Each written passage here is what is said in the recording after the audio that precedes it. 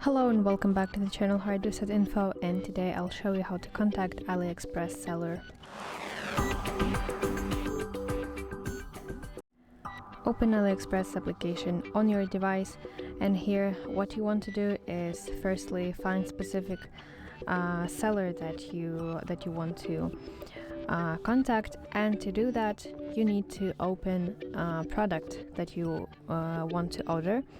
So open the details of that product, and at the bottom you should see this messaging icon that looks like this, and this will redirect you to private messages with this seller.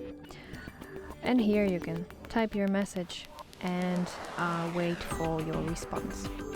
So that's it. I hope this video helps you, and if so, please leave a thumbs up and please consider subscribing to our channel. See you soon. Bye bye.